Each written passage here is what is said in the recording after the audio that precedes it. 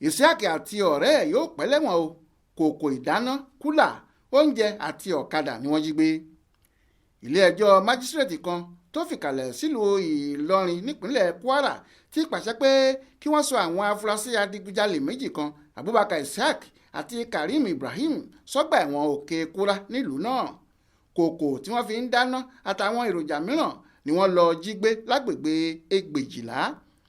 Àjọ Civil Defence ẹ̀ka ti Kwara ṣàlàyé fún ilé-ẹjọ́ pé abilékọ Abdullah Mariam ló mú ẹ̀sùn àwọn olùjẹ́jọ́ náà wá sí ọ́fíìsì àwọn.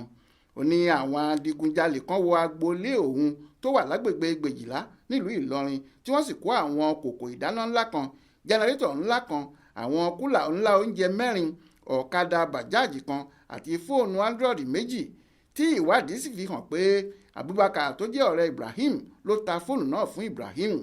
Èyí ló mú kí àjọ Civil Defence tọpa fóònù náà dé ọ̀dọ̀ Ibrahim. Òun ló ṣokùnfà bí wọ́n ṣe rí àwọn afurasí náà mú. Ẹ̀sùn tí wọ́n fi kàn wọ́n ni pé wọ́n gbìmọ̀pọ̀ ṣiṣẹ́ burúkú, ìkọjá ààyè, jíjá ilé onílé àti gbígba ẹrù olè.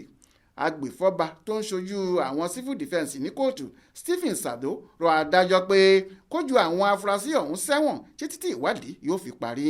Ṣùgbọ́n agbẹjọ́rò àwọn afurasí ọ̀hún, Tóyìn Ọ̀nàlápọ̀, rọ ilé-ẹjọ́ láti ṣàánú àwọn oníbàárà òun pé kí wọ́n fún wọn ní bẹ́ẹ̀lì torí wọn ò ní sá lọ. Ṣùgbọ́n onídàájọ́ Kọ́láwọlé Àròkò kò gbọ́ ẹ̀bẹ̀ Ọ̀nàlápọ̀. Ó pàṣẹ pé kí wọ́n sọ àwọn méjèèjì sọ́gbà ẹ̀wọ̀n títí ìgbẹ́jọ́ yóò fi wáyé lọ́jọ́ 11 oṣù karùn-ún ọdún 2023 yìí.